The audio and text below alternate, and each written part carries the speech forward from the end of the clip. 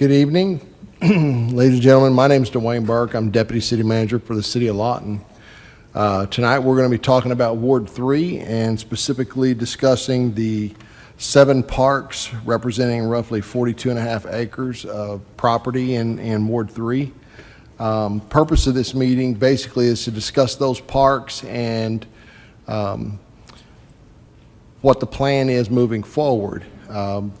For most of us, I believe, unless you've been under a rock, I guess, we've basically had a Parks Master Plan that was proposed and adopted by the council. As part of that plan, there was discussion of repurposing some of the parks to cut down on some of the acreage.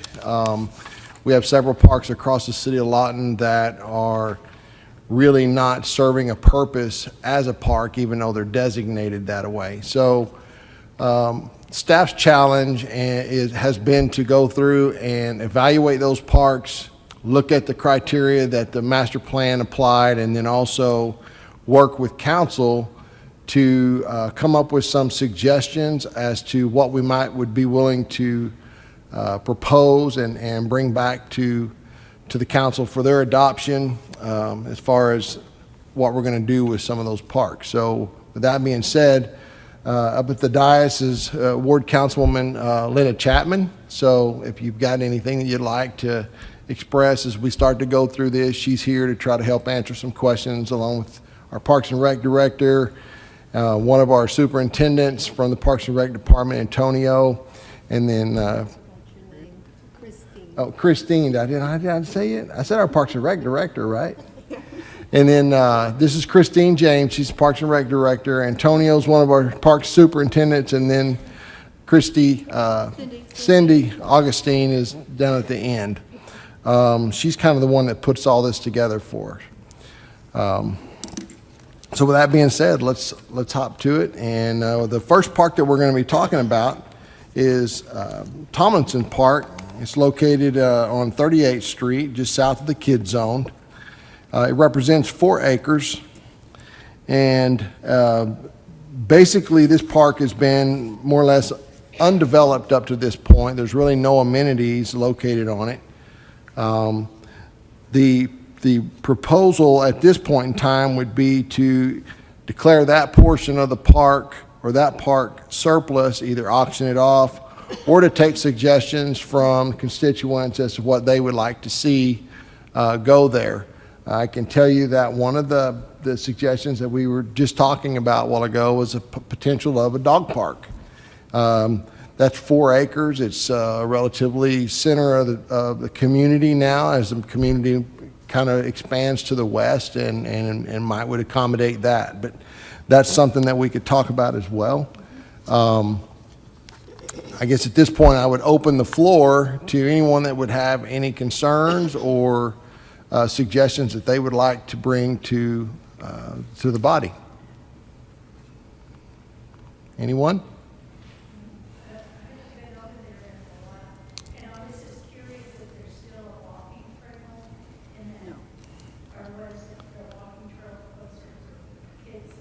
It's in Kids Zone. Yeah. Do we have that pulled up? Yeah. Yeah, most people don't realize that this even is a park. It looks more like a vacant land. So yes, no improvements, no walking trails, no nothing. And I think the terrain is rather hilly in some areas, as I understand when I drive by there. It's not a flat land. Any comments on Tomlinson Park? Okay. Well, I think that's certainly, a possibility. As we go through this, just to let everyone know, we're going to be doing this for all the wards across the city. And so there may be some other locations that would also be good candidates for a dog park. I know that there's a movement to try to get that done, and I certainly support that. And I think the council would, obviously would enjoy hearing about some of those kinds of options as well. So. But we'll keep that in mind, and we'll make that notation that this would be a candidate for something like that. So we'll move on to the next park. 33rd Street Park is 1.4 acres. It's considered a pocket park. For those of you that aren't familiar with the term pocket park, it's essentially a parcel of land that's designated as a park, but is more or less hidden behind a neighborhood with really no true access to any of the main roads. They are typically not utilized as much as normal parks, or what we would consider normal parks. This one contains a backstop. There is some playground and some benches in it as well. At this point, the proposed usage for that would be to declare this one as well as surplus and potentially auction that off. We could transfer that possibly to a community group to maintain. One other option we might look at would be extending the lots that surround that area. Maybe looking at that, or if there's an interest from surrounding property owners that they wanted to purchase that piece of property, maybe that would be something that we could entertain. Are there any suggestions or comments on that particular part? So, yeah, hold on just a second. We're going to get you a microphone so we can hear you.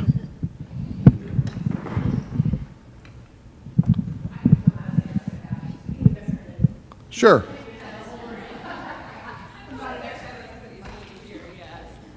Hi, good to see everybody. So I'm Sandy Foster, and I'm with Memorial, have the Healthy Living program there. And so I've got several suggestions for your parks, but I've been really lucky to be able to have some conversations with Christine about this. And so I understand when you're talking about some of these pocket parks that there's some other issues that go along with it. I personally would like to see them turned into community gardens. I think that we have some community partners that would be great for them. But again, after having the conversation with Christine, I do see that can be a problem. So I'm going to throw out on any of these wards, that any of these pocket parks, I think it would be important for us to really look at the home ownership, the neighborhood. Over in the Mite CDRC development, I'm not sure what ward that is. Might be your ward, right? Yes, ma'am. So was just over there today. They've done made a great deal of progress in that neighborhood, and that's been those neighbors working together. So I think that in some of these parks, in some of these areas, that is something that we can do. But I've got a whole list of things. I just don't know whether it's appropriate for any of them. I love the dog park. I think that that's a really fabulous idea. I also think that pickleball courts are really big right now. They're going in all over the place. I've got people I know from Lawton that are driving to Cache right now because they have that pickleball court. So I think that might be a really great way to repurpose it. For adults, they're out there walking. They're looking for walking trails, and they're looking for some diversity in those walking trails. The city's done a great job in the sidewalk plan that's being executed, and every time I drive down one of those new sidewalks, I see somebody walking down there that wasn't walking there before, and it's safe now. So that's really great. So I think that we can do that with some of these parks also. And then I know we were talking about some of the things that you don't want to see. And what I don't want to see is are people not feeling safe. I think that that's an important consideration. I think that you guys are working on that. So you have those statistics that I don't have. So I would just say that I'm going to offer any support that I can give on trying to repurpose some of these into those healthy living kind of activity. So can we turn it into a community garden? Can we get people working in it? Can we put a walking trail in that? Can we do it safely?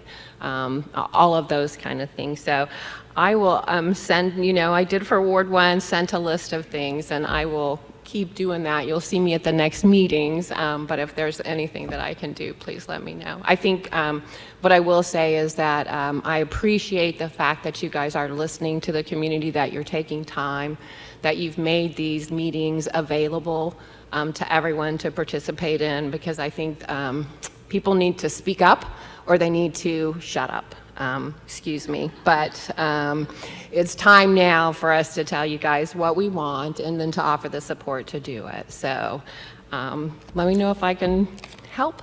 Thank you, Sandy. And I love the gardens at the Mite. I was there not too long ago, so thank you for that too. I'm glad that they were willing to do that. Yes, ma'am. Thank you. Any other comments on 33rd Street Park? And thank you for your input. Dwayne, on this 33th Street Park, is this, if this is north, is that the only walkway that people can get to it, or is there another one down at 33rd and 34th? I was looking at where the yards were.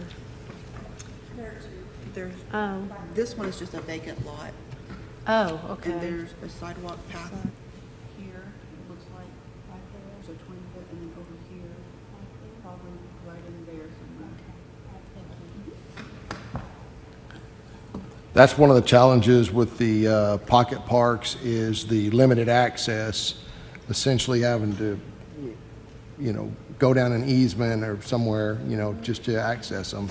Well, we want those homeowners to feel secure. Right. That whatever is being done in there, that it's gonna be a safe place. When I'm talking about, that would be a neighborhood garden. That would be where that neighborhood is.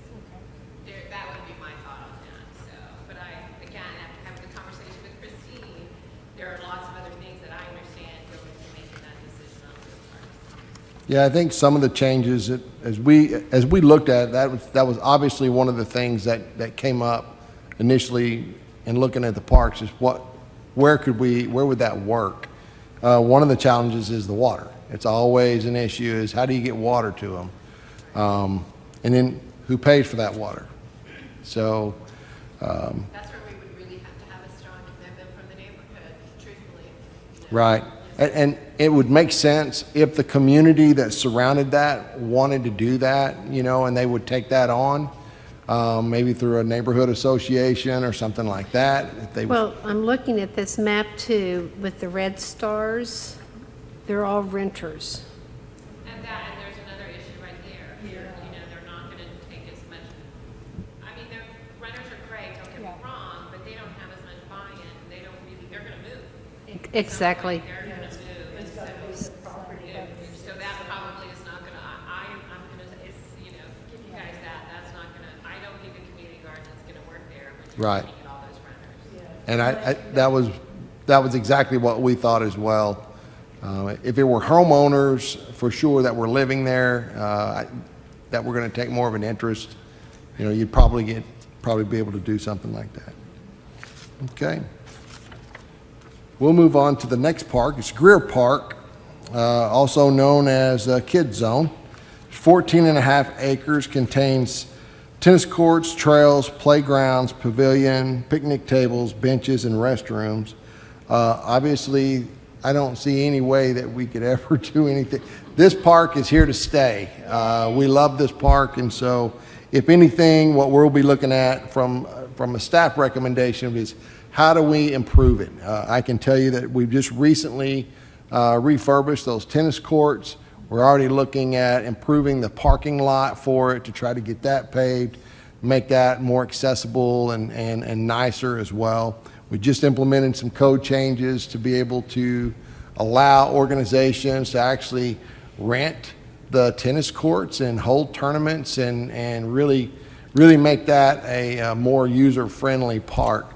I think we're talking about building some windbreaks along the north side of the tennis courts and Yes. trying to make that Yeah, more trees. This park has been kind of designated as a potential urban forest. We are eyeing a couple grants to get some more trees in the park. If anyone's been here, the Oklahoma wind comes sweeping down the plains on this one for sure. And so we'd like to do some windbreaks, get some trees in there, provide shade as well. I did get a couple of emails. Can I go ahead and share those about this park from people who live in that area. This one woman said, Greer Park is very popular. The new tennis courts are usually busy. Walkers enjoy the track daily, and the playground is well utilized. I would love to see fitness tracks or a sports complex built to include Tomlinson Park. This is a very visual location for our city. Another gentleman said he would like to see a batting cage or some kind of organized little league baseball options. And I just lost the other one. Well, and why she's looking for that, I do want to clarify, Kid Zone, Greer Park, and Tomlinson Park, the first park we talked about, do not touch. There is a private piece of property in between them, and so they don't touch. So I just want to make that clear, that there's private property in between. That's all.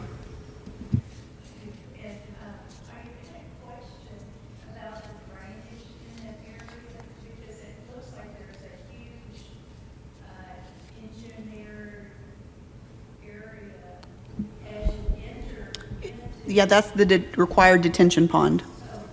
Yeah, this whole area, of course, from Cash Road to Gore is a significant drop.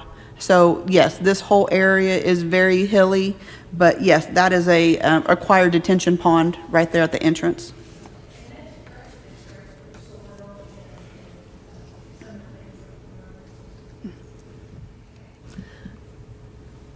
I would love to see the old track that used to be there, that's not there, I would love to see that, because when I walk over there, this is not quite enough. I'd like to have more walking area.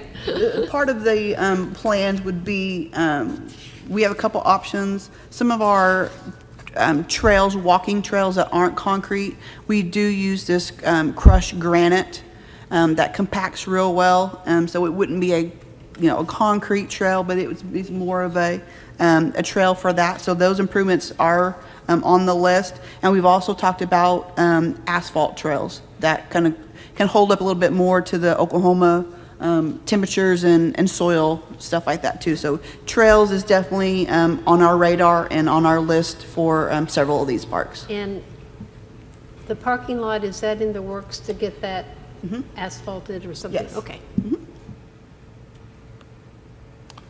Any other comments? Okay, seeing none, we'll move on to Meadowbrook Park. It consists of 4.2 acres. It contains a creek and some drainage, small playground and benches. Limited to poor access is what we would consider that. The proposal from staff has been to remove the playground equipment and transfer that particular area to the drainage maintenance. When we did the Ward 1, I mentioned this during that meeting.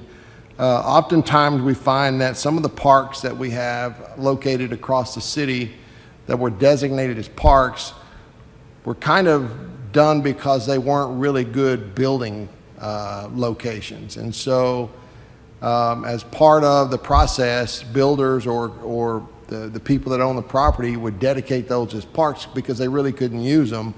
And what it turned into is the city just got to maintain the drainage area. And so that's really kind of what this one represents, is a drainage area.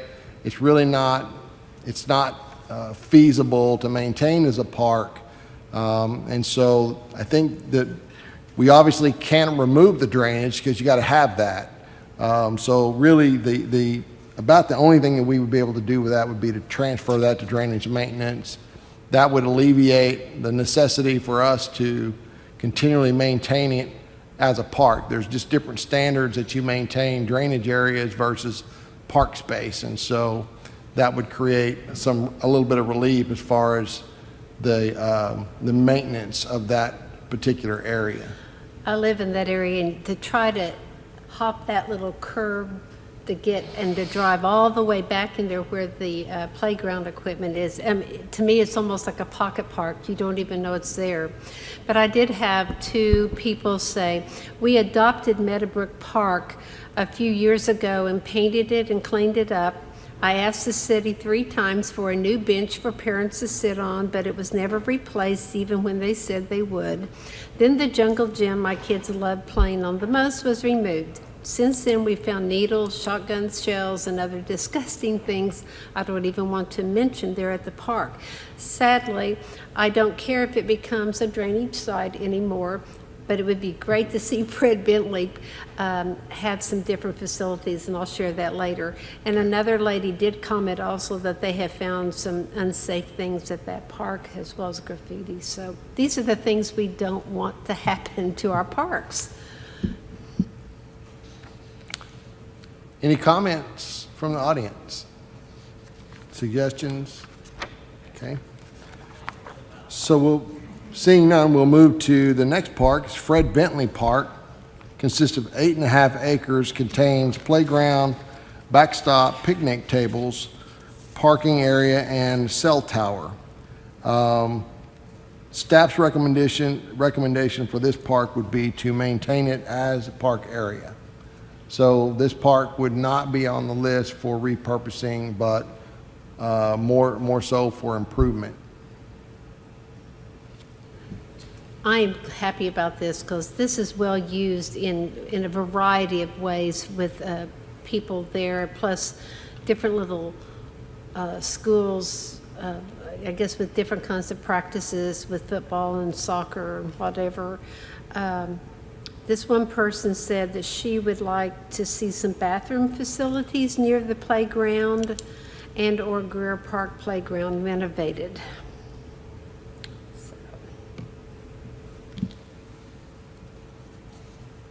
Okay. Any comment from the audience? Suggestions? Seeing none, we'll move to the next park, Country Club Heights Park. Represents 5.9 acres, contains basketball courts, backstops, and playground equipment. This particular park is on the back corner of that neighborhood of Country Club Heights there.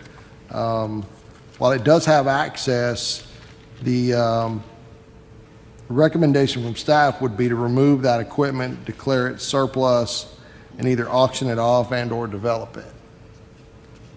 I asked, because that's right next to the Mite Resource Center there, and I was asking the person who owns all that and does that, if very many people use that park, because you have to drive and then you have to drive up high to it because it's up on a hill.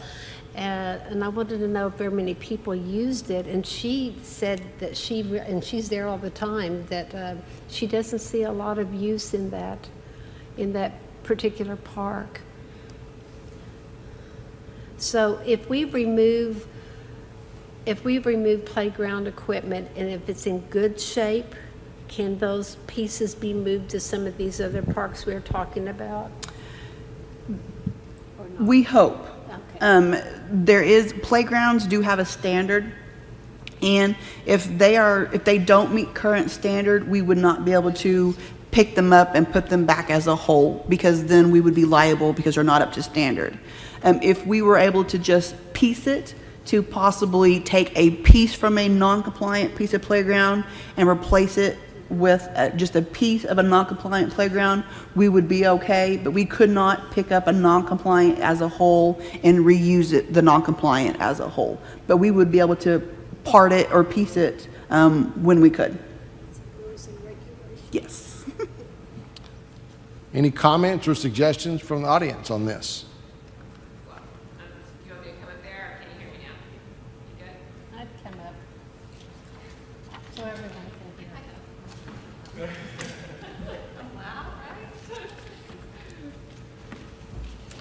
Okay, wow, so you heard me mention Mite earlier, and I've been working with them for almost 6 months now in their program and doing different things with them. So I would like to throw out there that this might be something that they could use. You know, I think this might be a partnership, a collaboration, however, but I think that they're looking at doing some expansion. They've done some really great stuff down in that neighborhood. I think if you look at what it used to be, Country Club Heights used to be, and some of the changes in it, you know, we want to continue to see that positive movement. And so I would make a suggestion that we, okay. Yeah, that was a hope, that some of these adjacent organizations would jump to that opportunity. I'm not sure if she knew about it, Christine. Okay. But I think if Ms. Chapman's going to contact her, and then, you know, I can certainly say some stuff to her too. That would be So, awesome. Thank you.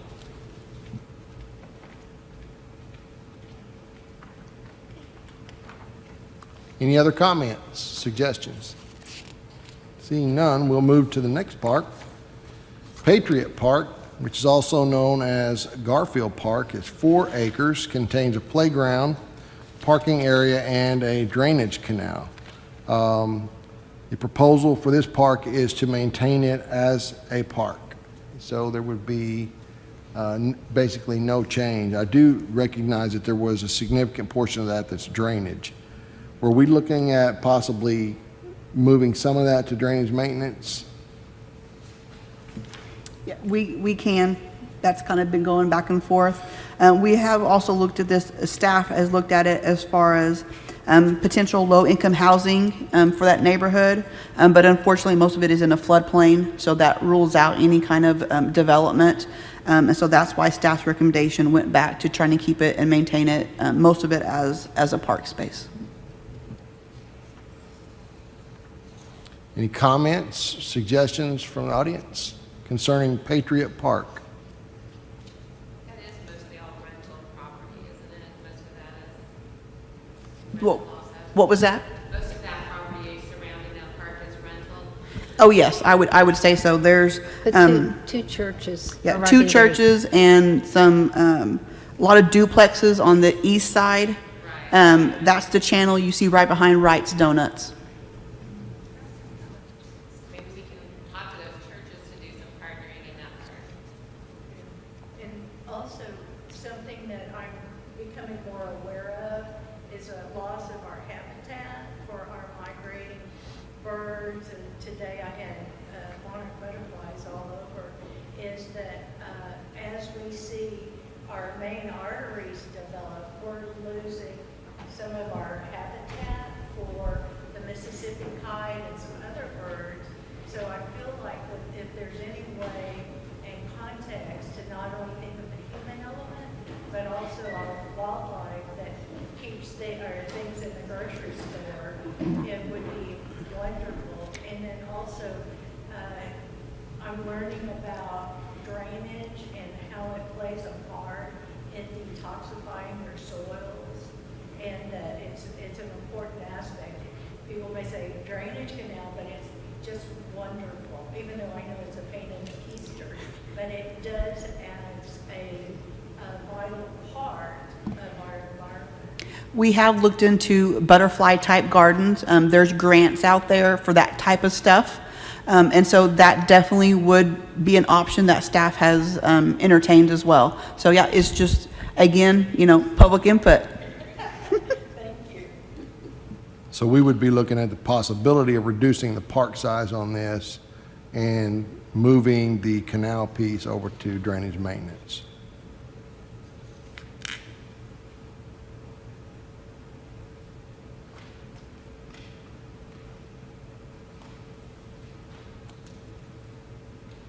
And this may be a good park for a butterfly type garden because, the grass has to be somewhat fairly tall, and this wouldn't back up to anybody's houses, which we get complaints about, the grass right outside my fence being high, and this being secluded with with just street access. That may be a good option for this area. Any other comments or suggestions? Okay. Well, that brings us to the end of your parks. So the last page of the that we have here is just kind of a recap. So what we're looking at for Ward 3 would be Greer Park, Fred Bentley Park, and Patriot Park, also known as Garfield Park, would remain as parks with Meadowbrook Park moving to drainage maintenance, and then potentially repurposing Tomlinson Park, 33rd Street Park, and Country Club Heights Park. I think the one that I get the most excited about, besides keeping those as other parks, is the potential for Tomlinson Park there, to see what we can do with that. So, is there any final comments or suggestions? Yes, ma'am.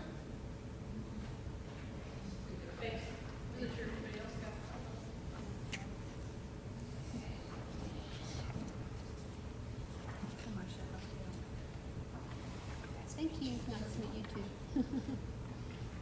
Thank you. Well, thank you again for your time. I really, really appreciate your support, and it's so nice to see that you're thinking about where we might potentially put a resource such as this. The paperwork I just dropped off to you guys is ramped up a little bit more from what we did last time. It shows more of our strategic plan and some of our financial need to build this project. For the folks who aren't familiar with this project, what we're looking for, we started a nonprofit called the Pet Resource Foundation, the Comanche County Pet Resource Foundation. And under that foundation, there's two phases. One is getting food, supplies, veterinary care to families and pets in need. So, the economy is hitting all of us. I'm getting calls 3 or 4 times a day now, people needing food and supplies. So that's kind of, our mission is to keep pets out of shelters in the first place. That we all know there's a big crisis in the whole county, abandonment and, people dropping their pets off at the shelters. And the rescue organizations are great, but they're overwhelmed. I think the rescue organizations have made it very easy for people to relinquish their pets, and it's become a big problem. And so what I'm trying to do is nip that by providing resources to keep pets at home and with the family who loves them. The other thing is getting the whole community involved in pet care. And I have seen such an incredible interest in, especially on things like social media, where somebody has a lost dog, and there's lots of people who are out trying to locate these pets. And so that's what I mean about community support. Our foundation right now is completely run off of donations. So we don't qualify right now for grants. We're not successful enough. We're not old enough within our programs to qualify for the grants that are out there. The grants that are out there are more for rescue programs, and the things that we're doing are very new, and so it's a little more difficult to get those funds through grants. We'll get there, but it's a little more difficult. But the community has been awesome with donations. They have supplied donations to run this program for about 7 or 8 months now. We've probably taken in $15,000 to $20,000 in just people providing funds for critical vet care, pet food. We're doing long-term pet foster care, so that if somebody's going into rehab or in the hospital, they don't have to relinquish their pet. They can come and stay with our folks until they're out of rehab or whatever it may be. So that's been a huge success. The next phase is getting land so that we can put a dog park, a walking path, having artwork along that walking path, and then a facility. And so instead of thinking about we're looking at a dog park, it's actually the whole package. A facility that will have area for community education, low-cost veterinary care, and adoption centers that work with your city shelters. And so if we have a pet who's on the euthanasia list, the shelter manager would call us and we'd take that pet in. And so instead of euthanizing for space, which is what's happening now, euthanasia is always going to be a problem, or a need, I should say a problem, a need. There's animals that were hurt, they're injured, there are behavior issues, they're aggressive, in other words. There's always going to be a need for euthanasia, but what's happening now is we're euthanizing for space, and that's horrible. We're euthanizing healthy pets for space, and that's what this adoption center wants to try to help with. And so we have pets who are on euthanasia lists, they're dying today. We will go down, get them, bring them into our adoption center, get them vetted, get them behavior tested, get them trained up, and then out for adoption, okay? So it's a whole package. So as we're looking at land, and I really like your idea of the park that you're talking about, I think that would be an awesome place for this. We need to think about space big enough for the facility, for a dog park, for the cafe that has little benches and things like that where you can come and have lunch or whatever with your pet, and then a walking path. And we're talking about 5 acres, something like that. I do want to say too, with your suggestion with the natural habitat, that is something that we want to do as well, as along the walking path. It's natural habitat. We're trying to encourage the natural wildlife to come back into our area as much as we possibly can. So that is, I think, it for me. I just wanted to come in, make my presence known. We're still interested. We do have a potential buyer for land if you find a place that you think will work well within the city. It doesn't necessarily have to be parkland, so as you're going through the city and looking at what is available, keep us in mind. We need space for a facility, a dog park, walking paths, and a little cafe area, where people can get a cup of coffee or whatever it may be. I think that's about it. You have any questions? Okay, thank you for your time. Thank you. Any closing comments from the panel? Ms. Chapman? No. You good? Chrissy? Antonio? Oh, seriously, I appreciate those from Ward 3 who have come out and spoken to us and have given us some great ideas here, so thank you very much. Cindy? Anything? Last call. Anyone want to come speak? Seeing none, I would say that we can adjourn. Thank you very much.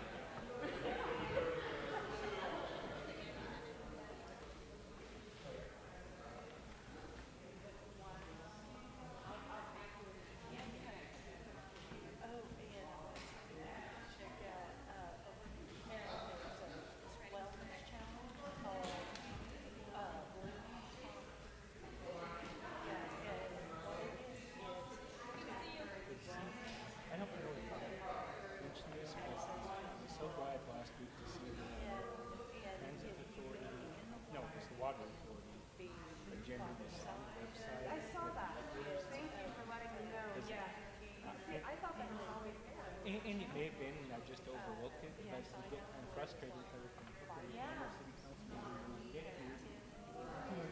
What's going on? I'll let them know. Thanks.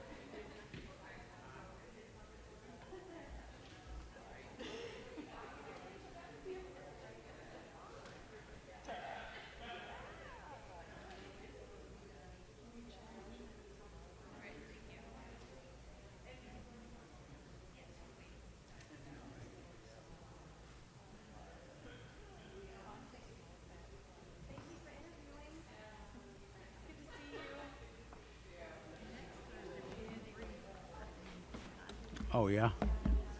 Well, Stephanie will be at the next one.